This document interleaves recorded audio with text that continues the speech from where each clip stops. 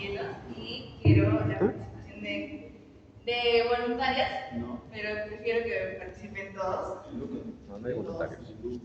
Es que les voy a nombrar 4 situaciones que se mencionan en el capítulo 21 de Juan y que esto lo van a relacionar con algo que les sucedió en el día o en la semana y o sea, con qué escena que les voy a mencionar se han como que identificado. La primera es: estoy remando con todo mi esfuerzo, pero aún no veo resultados. ¿No se sienten identificados? Un ejemplo sería: ¿en qué momento estamos esforzándonos en hacer algo, pero todavía no llegamos, no logramos?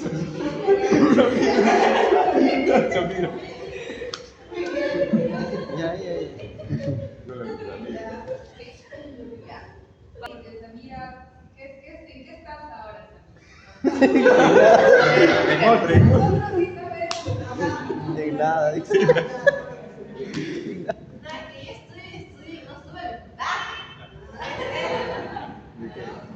Pero sigues esforzándote.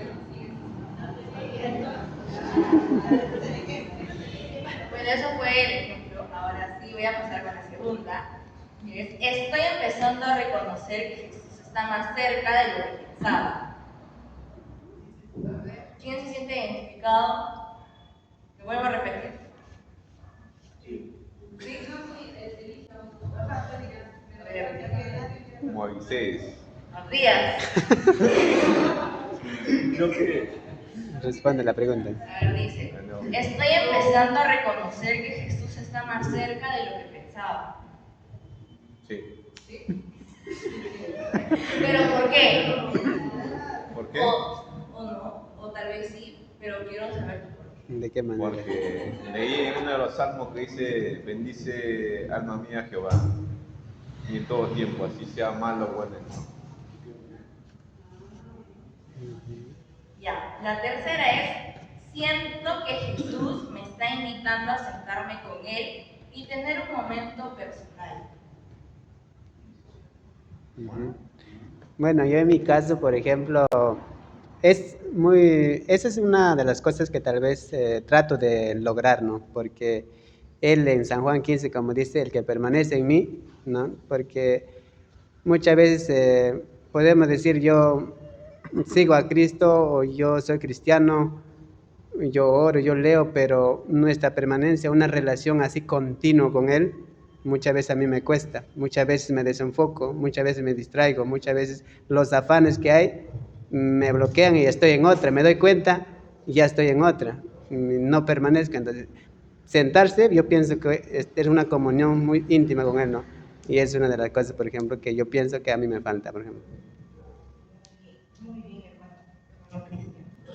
Ahora la cuarta es: siento que Jesús me está guiando hacia algo nuevo, aunque aún no entiendo del todo. A ver, Moisés. Todos están nombrando eso. Sí, pero ¿por qué? ¿Cuándo? ¿Cuándo? Eso. Largas. Ah, ya, ¿lo repito? Ya. Siento que Jesús me está guiando hacia algo nuevo, aunque aún no entiendo del todo. Proyectado. No había propuesto aprender de todo un instrumento y pues prácticamente sin querer estoy aprendiendo poco a poco y siento que sí me estoy acercando más a Dios. Muy bien. Gracias, chicos, por su participación. Ahora sí pasamos a la exposición. Qué bueno, Luz. Buenas noches a todos.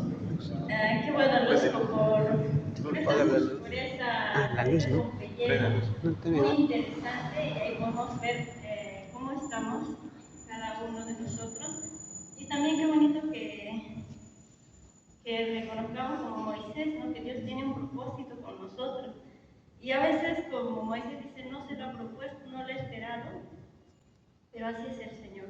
Y no podemos entender su tiempo, pero es perfecto, ¿no? Y debemos confiar en Él. Bueno, vamos a continuar con la exposición y a nosotros nos ha tocado desde el versículo 15 en adelante. A mí me ha tocado los 3 primeros versículos, 15, 16 y 17. Del versículo 15 hasta el 17 casi es lo mismo. Dice, cuando hubieron comido, Jesús dijo a Simón Pedro: Simón, hijo de Jonás, ¿me amas más que esto? Le respondió: sí, Señor, tú sabes que te amo. Y él le dijo: apacienta mis corderos. Hay algo muy interesante acá en este texto. Dice, cuando hubieron comido. En los versículos anteriores hemos visto a los discípulos, a Pedro y a los demás como cualquiera de nosotros.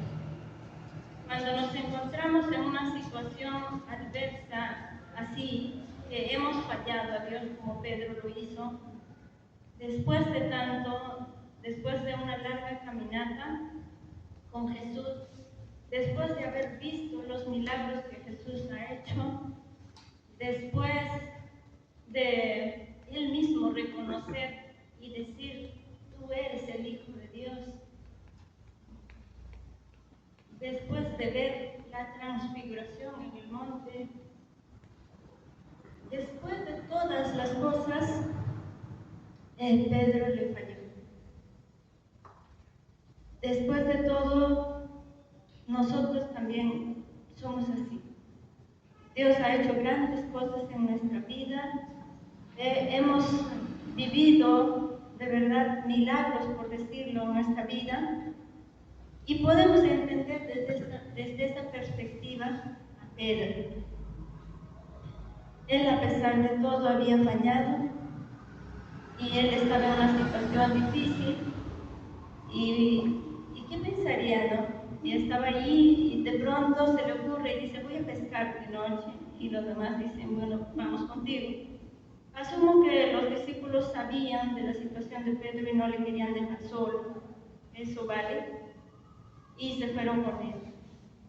Y en ese momento es cuando el Señor viene en busca, no solo de Pedro, sino de todos, ¿no? Él viene en busca. Y lo lindo es que nuestro Señor le enseña que cuando se confía en Él, no te puedes preocupar por los afanes de la vida. Tenían necesidades, sí, pero Él ya les había dicho: no os afanéis por el día de mañana, ya has de vestir, ya has de comer, no te preocupes. Jesús ya lo había dicho. Pero ellos igual volvieron a su vida antigua.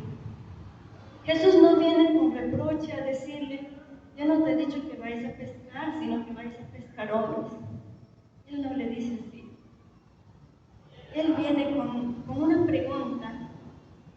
Dice: Simón, hijo de Jonás, ¿me amas más que estos? Es una pregunta bastante profunda que a una persona le haría solamente cuando se han conocido. Yo no puedo decir a alguien o a nuestra hermana que acaba de venir: ¿me amas? Porque no la conozco, ella no me conoce. Jesús le dice a Pedro: ¿me amas? Porque ya han caminado 3 años, que como mencioné antes, Pedro ya había visto de todo lo que era capaz nuestro Señor Jesucristo. Y Jesús también conocía a Pedro, que a pesar de haberle negado, aunque todos huyeron, él había permanecido cerca cuando Jesús fue arrestado, tanto que Jesús estuvo cerca de él para mirarle. Cuando él lo negó 3 veces, cantó el gallo y él pudo mirar a Pedro. Jesús valoraba eso a pesar de todo. Pedro habrá sido todo, pero estuvo ahí. Cuando fue arrestado, tuvo la valentía o la osadía de cortarle la oreja de Malco. Si era valiente o era muy impulsivo, pero el Señor le conocía. Y cuando Jesús le dijo: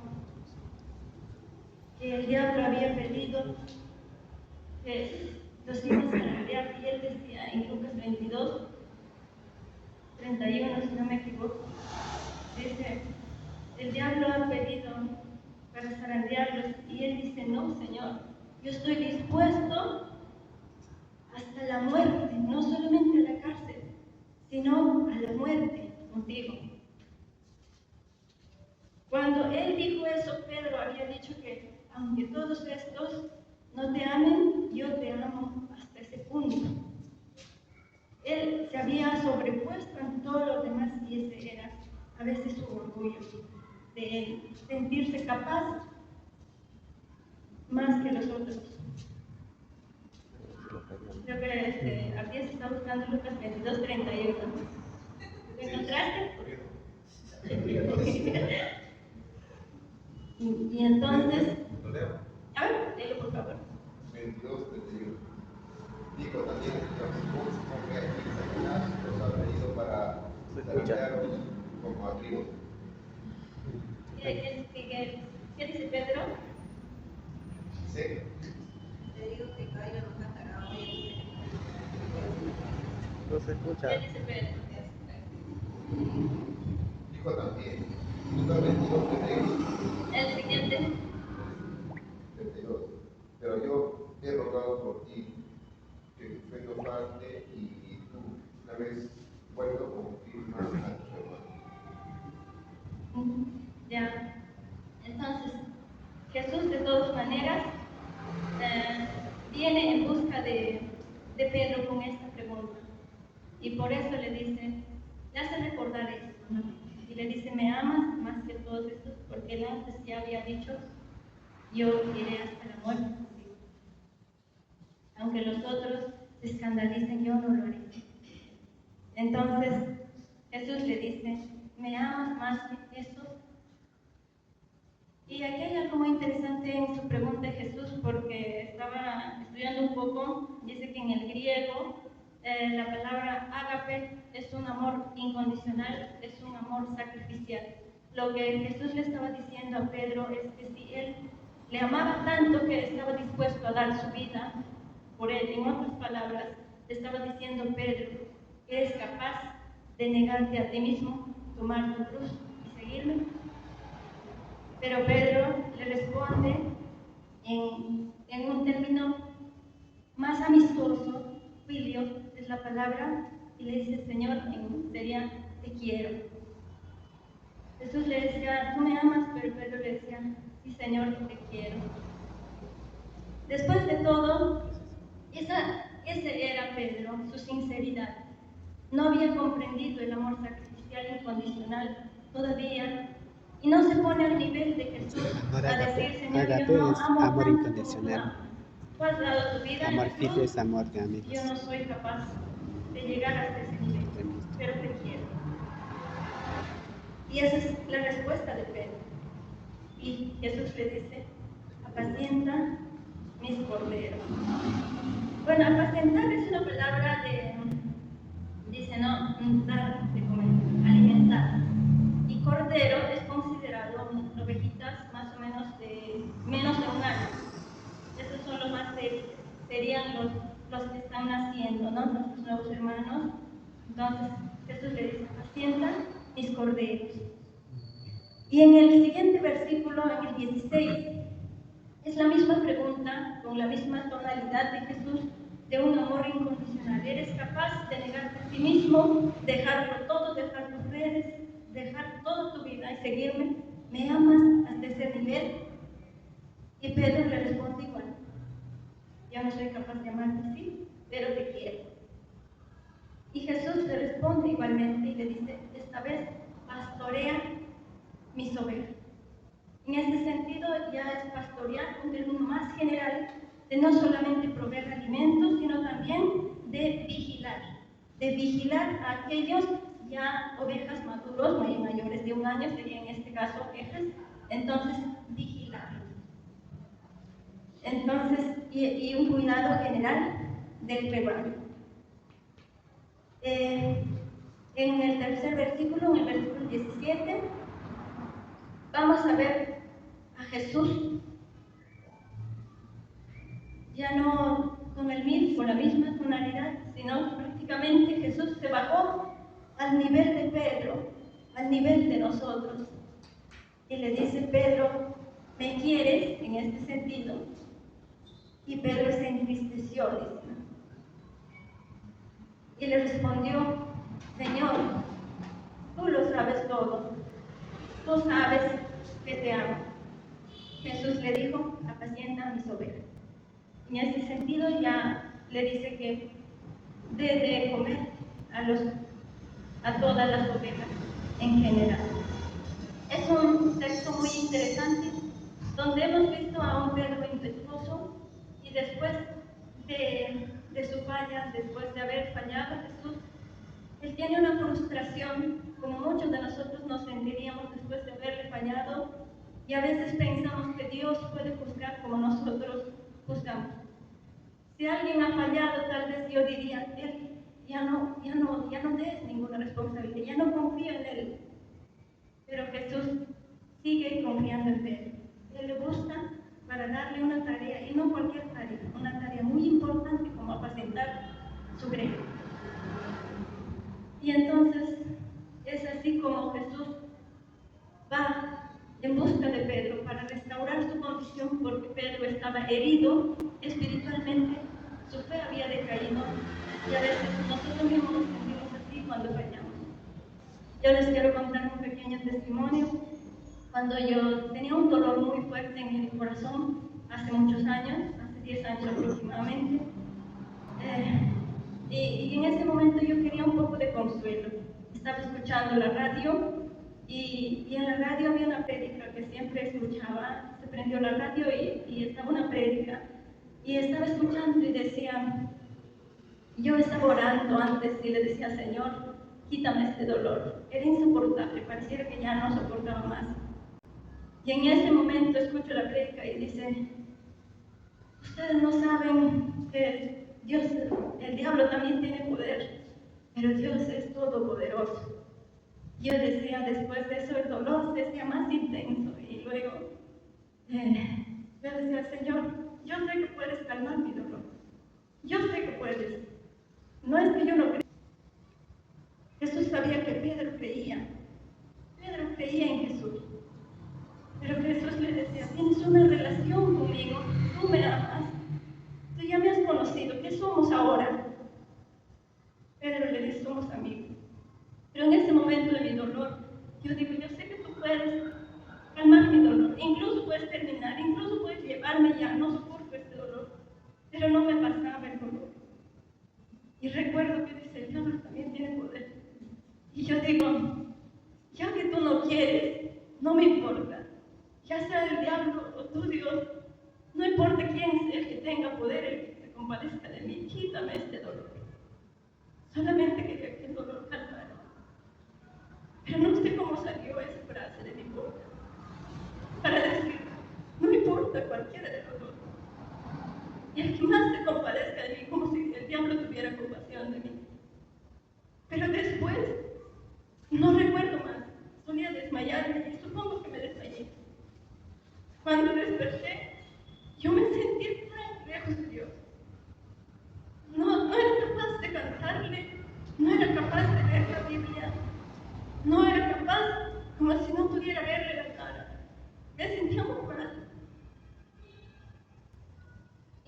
Y pasaron muchos días. Y te hiere cuando pasa algo así. Tu fe se hiere y piensas que Dios ya no te va a recibir, ya no te va a aceptar más.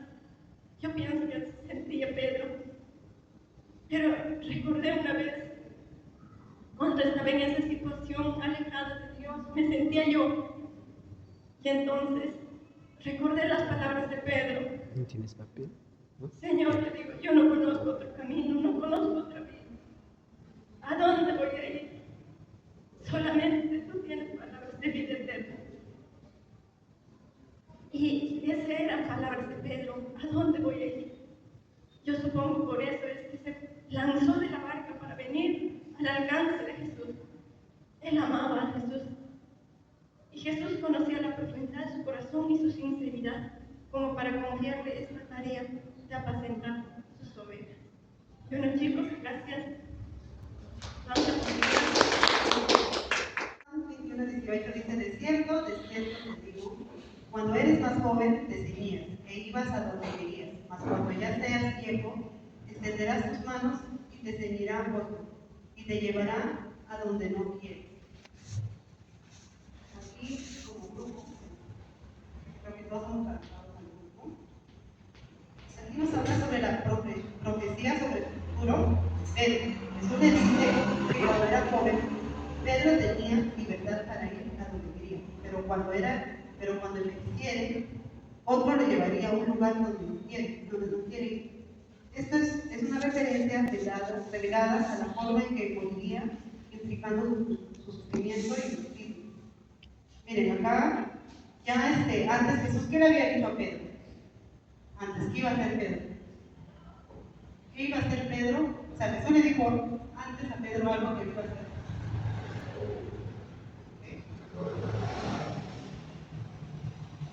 Ya. No, pero ¿qué iba a hacer? Algo malo iba a hacer Pedro. Le iba a negar. Cuando Pedro claro, Jesús ya le estaba revelando. Y acá, ¿qué le revela? Que iba a morir. Claro. También. Entonces, acá miran, Jesús, ¿cómo tiene compasión con Pedro? ¿No? Para que le diga que le iba a negar y también le revela cómo iba a morir, ¿no? En el 19 dice, esto dijo, dando a entender como que muerte había de glorificar a Dios, y de esto añadió sí. Acá en el 19 dice, llamado a la fidelidad hasta el final. El versículo 19 explica que Jesús estaba anunciando la clase de muerte con la que Pedro glorificaría a Dios y terminaría con la instrucción directa: sigue. Esto enfatiza que aunque el camino sería difícil, debía seguir fielmente hasta el final de su vida. O sea, después que el Señor se iba a ir, la vida de todos los discípulos no iba a ser fácil. Creo que la mayoría sabemos, ¿no? No iba a ser fácil porque el implicar, aún siendo nosotros, ¿no?, cristianos, no es fácil seguir a Cristo, ¿verdad?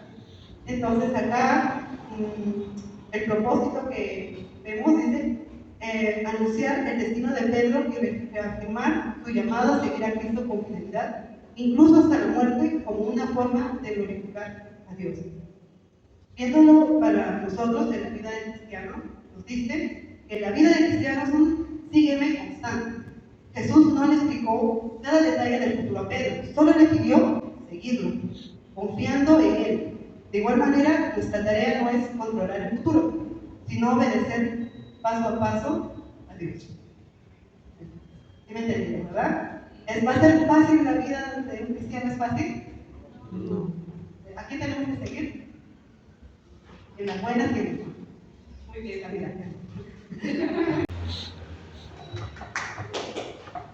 Bien, jóvenes, continuando con la exposición que nos ha tocado sobre Juan, capítulo 21, a mi parte me tocó el versículo 20 al 23. Vamos a hablar sobre el discípulo amado, que es el mismo autor quien escribe todo, y vamos a ver acá lo más interesante. Resaltamos estos 4 versículos porque me parece interesante la reacción o la actitud de Pedro después de haber sido restaurado él por Dios. Y aquí vemos este pequeño escena. Pedro, al ver, dice, se da la vuelta y ve a Juan.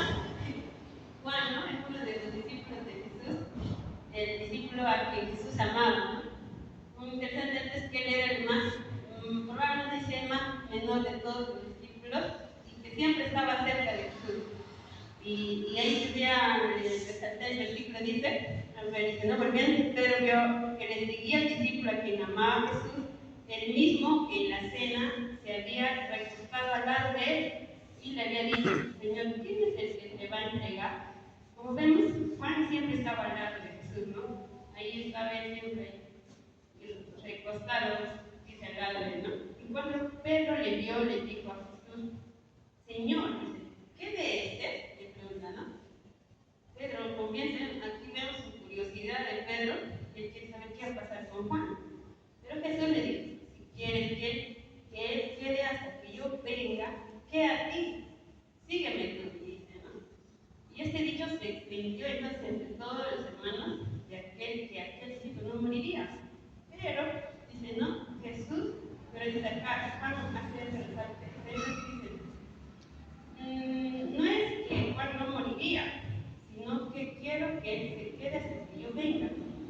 ti, es lo que Jesús había dicho. Pero al parecer se malinterpretó eso, ¿no? Lo que había dicho Jesús. Pero aquí vamos a ver, lo más curioso, la actitud de Pedro, me parece,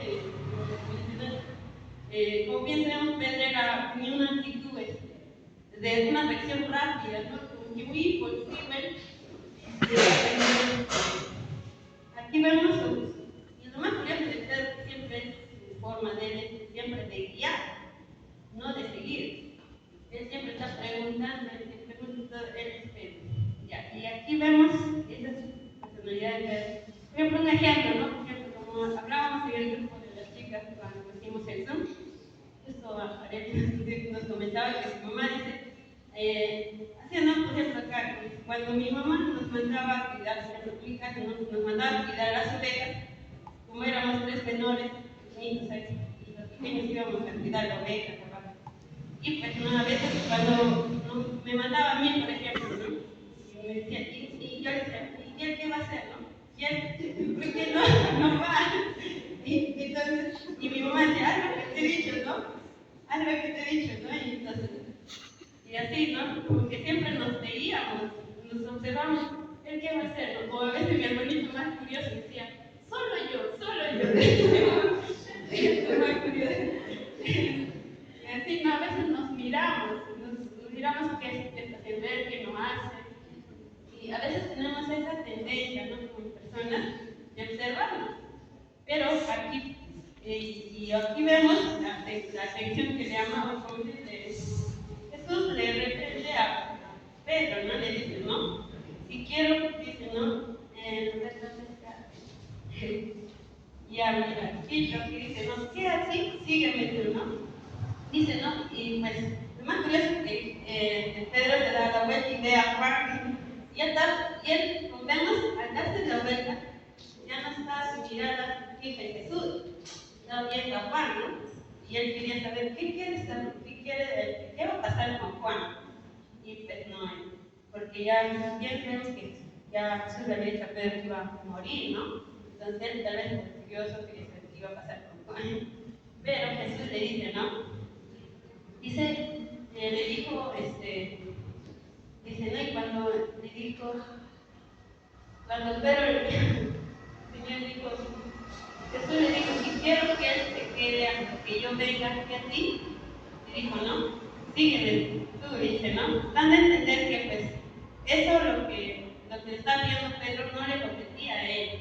A ver, porque Dios es soberano, como cada uno sabe qué es lo que va a hacer, ¿no? Cuál es su voluntad para Juan.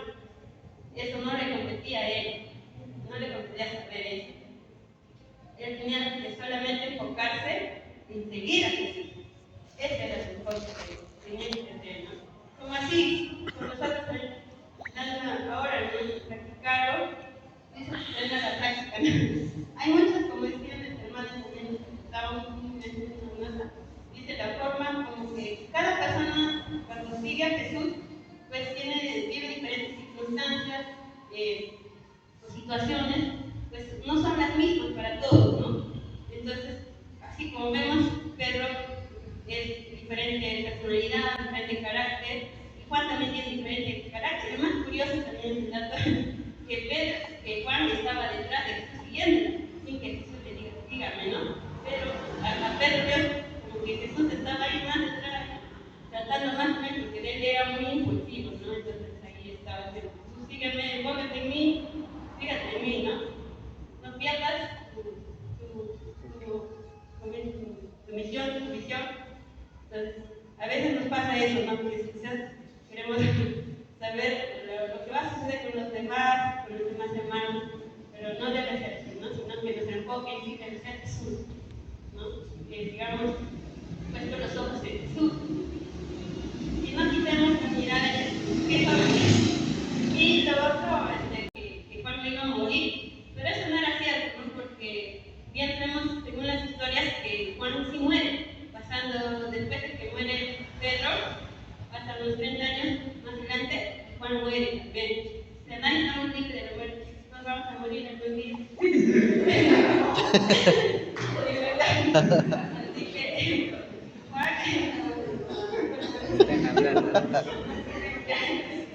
Y mira, lo más curioso es que Juan tenía otro propósito, ¿verdad? Muy diferente a Pedro. Pedro, su propósito era apacentar, cuidar, ser un pastor, ¿no? Un líder ahí en la iglesia. Juan, él también sí fue perseguido, porque todos fueron perseguidos. El gozo de seguir a Jesús es ser menos perseguidos. O sea, estar prácticamente prestos a todo, ¿no? Incluso hasta morir, ¿no? Si es que ese es el caso, si eso está en el plan de Dios, que nuestra vida incluso sea ajustada para seguir a Jesús, así tienen que ser, jóvenes. Estamos dispuestos. Entonces, Pedro, Juan, decidió, él llegó a la isla de Patmos, en una historia, y ahí él lo lleva, ¿no? Como preso, ¿no? Como preso se llevan ahí, y en ese lugar, imagínense cómo habrá vivido él, ¿no? O sea, no ha sido nada, ¿verdad? Entonces, ese es un precio que era pagado, ¿no? Y ahí Dios ha revelado. Y el último, la revelación que es el Apocalipsis, ¿no? El último libro, que cierra el canon, ¿no? Cierra todo, ¿no? La escritura. Entonces, es así como Jesús obró con Juan, ¿no? Es muy distinto a lo que obró con Pedro. Que chicos, ese sería todo. Voy a pasar a Roxana. 25. Sí, si lo tienen ahí. Dice, ¿no? En la 24 dice, este es el discípulo que da testimonio de estas cosas y escribió estas cosas y sabemos que su testimonio es verdadero. Lo hemos dividido en tres partes. Primero, confiar en el testimonio, tener un corazón expectante y nuestra vida cristiana, ¿no? Las dos primeras hablan del 24, ¿no? Porque ahí comienza diciendo, este es el discípulo, ¿no? Este es el discípulo, se refiere a Juan, ¿no? Que es el que está escribiendo, es como ya va a terminar, es como la firma que tiene para sellar el libro. Y dice que da testimonio de esas cosas, ¿no? ¿Qué es un testimonio? Acá no dice que va a contar un cuento, que va a contar algo, ¿no? Dice testimonio. ¿Qué es para nosotros un testimonio? Creo que muchos de nosotros tenemos esa experiencia cercana con Dios, tal vez de alguna otra cosa. Entonces, tenemos un testimonio que dar. Es como que, por ejemplo, la hermana Lenny y Romero nos han contado sus experiencias, ¿no? Que han tenido en diferentes situaciones. Y es como que nosotros nos cuentan eso y nosotros hagamos caso mismo, ¿no? No estaríamos siendo lógicos porque ellos nos están contando algo que ellos han vivido, ¿no? Entonces, este testimonio es algo que él lo vivió, ¿no? Es un testimonio ocular, como se diría. Entonces, dice, ¿no? Y escribió estas cosas y sabemos que su testimonio es verdadero, ¿no? Y eso es lo que nos basamos nosotros, ¿no? Que confiamos en el testimonio de esta persona, que en este caso es Juan, que nos cuenta todo lo que ya hemos visto en este libro, en este año que hemos llevado Juan. Y es de lo que nosotros debemos confiar. En eso se basa la fe, ¿no? La fe que nosotros tenemos como cristianos. Esa fe que nos hace creer, ¿no? Y con la lógica de vida, ¿no? Porque son testigos las personas que han vivido todo esto, ¿no? Ahora tenemos la siguiente parte que dice corazón expectante, ¿no? Si pasamos a la 25, dice... Y hay también otras muchas cosas que hizo Jesús. Y hay también otras muchas cosas que hizo Jesús, ¿no? A veces cuando nosotros tenemos los cultos los domingos, a veces los sábados cuando vienen nuestros hermanos, a veces el pastor o la persona que va a exponer siempre dice, ya me falta, ¿no? O a veces tal vez tenemos temor nosotros de salir al frente a dar nuestra reflexión de lo que hemos estudiado, porque ¿qué le voy a enseñar yo al hermano pastor que se sabe la Biblia de la Ana Cena? Pero no, acá dice, y también hay otras muchas cosas que hizo Jesús, las cuales, si se escribieran una por una, pienso que ni aún en el mundo cabrían los libros que se habrían de escribir. Entonces, yo creo que siempre debemos tener ese corazón expectante, como dice acá, de saber más de Jesús, ¿no? No nos quedemos con lo que nosotros tengamos, con lo que nosotros oímos, porque el Señor a través de su palabra, a través de la Biblia, Él nos habla de diferentes formas, ¿no? Y siempre Él nos va a traer cosas nuevas, cosas que nosotros necesitamos escuchar en el momento indicado, ¿no? Preciso. Y en eso vamos a lo que es la vida como cristianos nosotros debemos tener esa certeza de que Jesús, se existió, que Él hizo todo lo que hizo, ¿no? Y también en este versículo nos habla de cosas que Él no hizo, que Él hizo pero que no están dentro del libro, ¿no? Y acá leyendo una reflexión aquí dice que todo lo que Él escribió debería ser suficiente para nosotros. Yo sé que muchas veces ustedes tienen preguntas más allá de lo que nuestra mente humana pueda llegar. A veces nos hacemos preguntas como que, ya, pero existe, pero luego esto, pero ¿por qué pasó esto? Y luego pasa lo otro. Eso va mucho más allá de lo que nosotros podemos imaginar como seres humanos, ¿no? Y acá nos dice, ¿no?, que hay muchas cosas que han pasado que no están aquí. Y eso debe ser suficiente para nosotros, para nuestra fe, ¿no? Y conociendo todo esto, es como que Juan nos presentaría en este libro, ¿no? Que todo lo que ha escrito es suficiente para nosotros, pero también hay más cosas que estamos esperando ver, ¿no? ¿Cuándo lo vamos a hacer? ¿Y cuándo lo vamos a saber? Cuando el Señor venga con nosotros, ¿no? Ahí le pueden hacer todas las preguntas que quieran, espero que nadie se quede callado después de tal.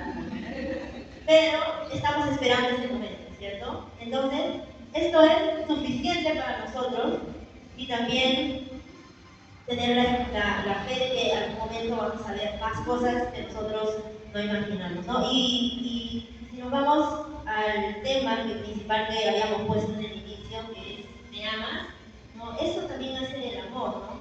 El amor yo creo que es la base de todo. Ahí dentro del estudio que tuvimos que salió la pregunta de ¿cómo sé que yo amo a Dios?, ¿no?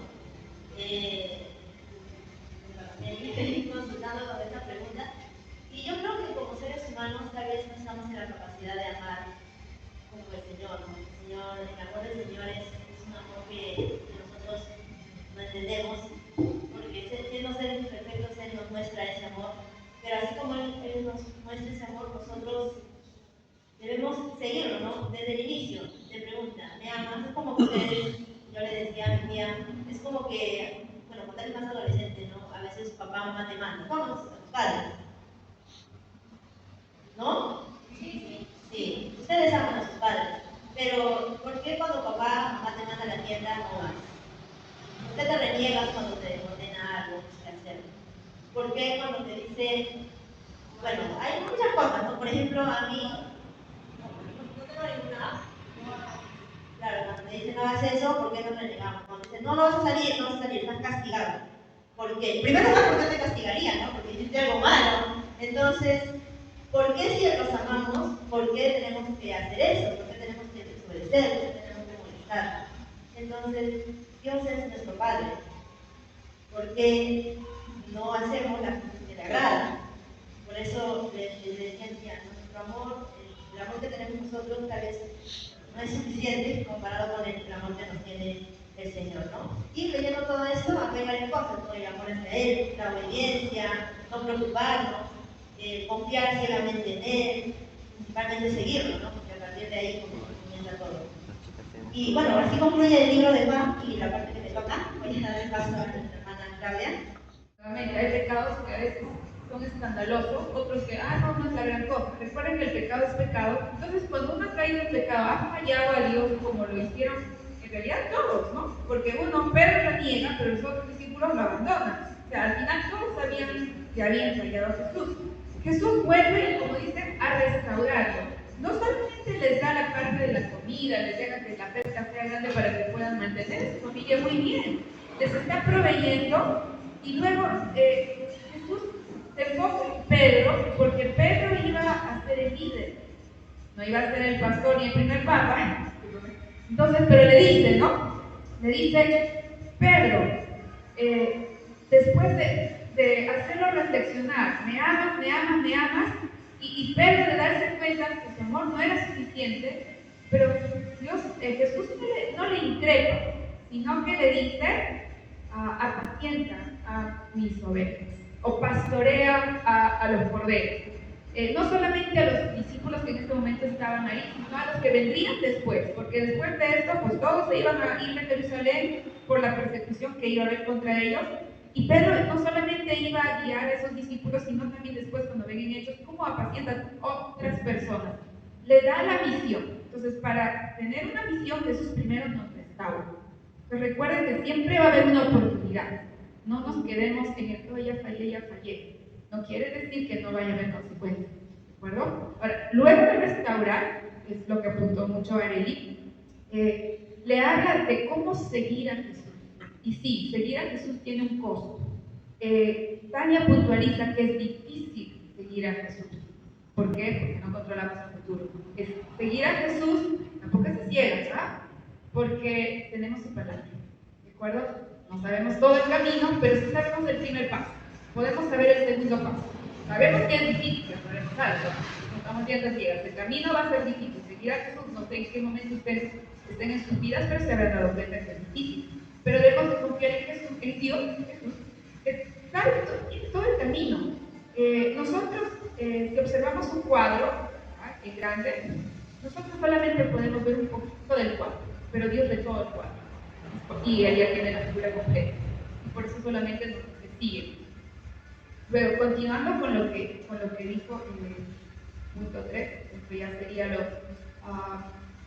lo de Rosemary. Rosemary ha puntualizado esto, pero voy a tomar aquello que he dicho. Seguir a Jesús es obedecer a Jesús. ¿Y cómo obedecemos a Jesús? Mirándolo.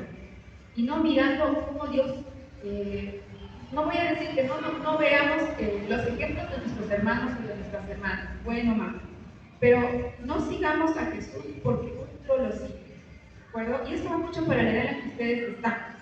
A veces yo voy a la iglesia porque mi novio va a la iglesia, o porque mi novia va a la iglesia, o porque el chico o la chica que me gusta va a la iglesia. Y una vez que la chica no va, yo me desaparezco. Y es así, no estás siguiendo a Jesús porque tú quieres seguir a Jesús, sino porque hay otros que no están criticando eso, sino sigo a Jesús, obedezco a Jesús porque lo miro a Él. ¿De acuerdo? Ahora, ¿qué escuchamos afuera? Esta mañana mi mamá me comentaba de una señora que decía, yo no creo ni en católico ni en evangélico, todos son iguales, yo no creo en nadie.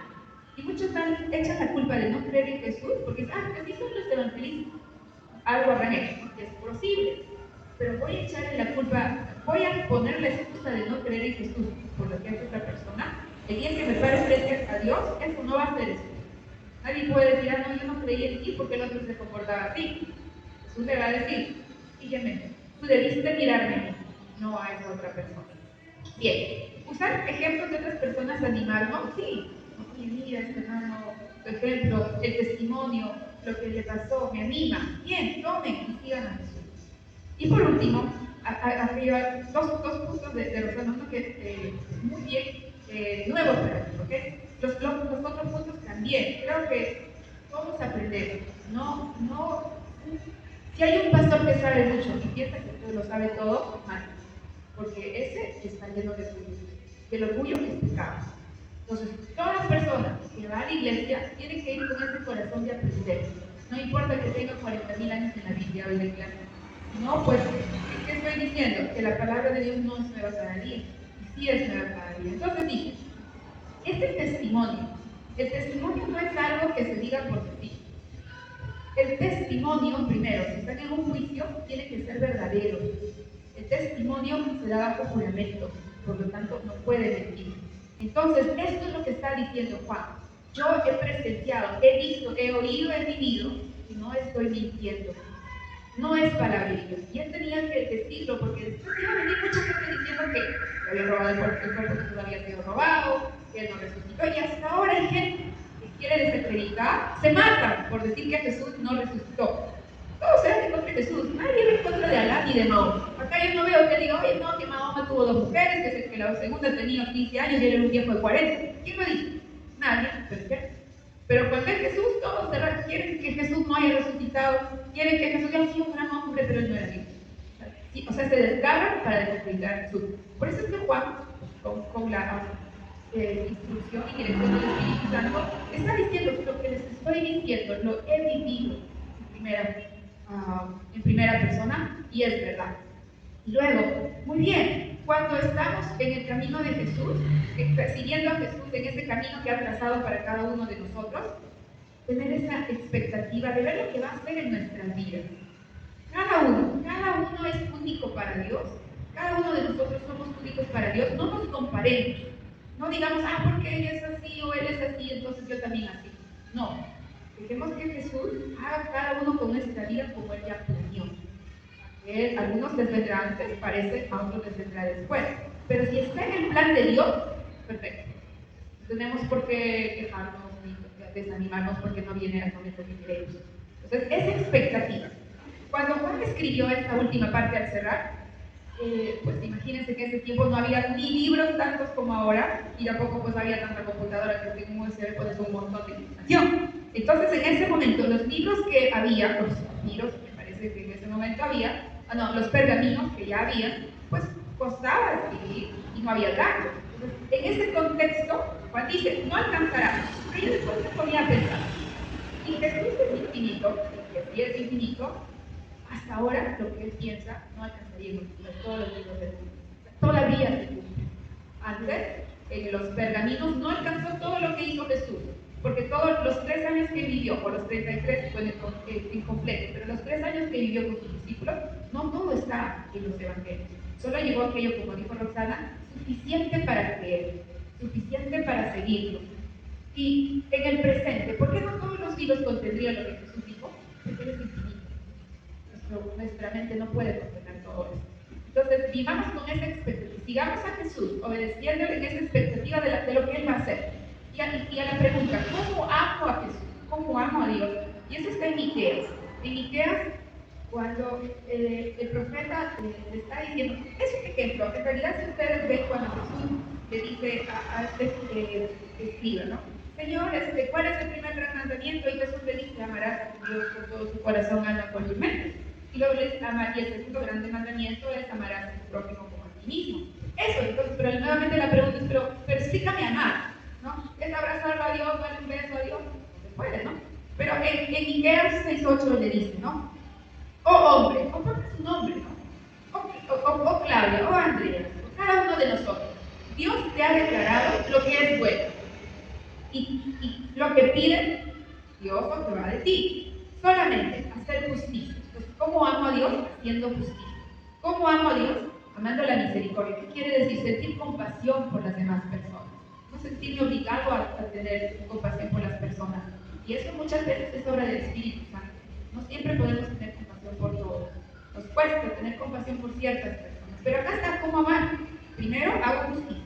Primero tengo compasión por las personas y ando humilde delante de Dios. Y eso es amar a Dios. ¿Ok? Oye,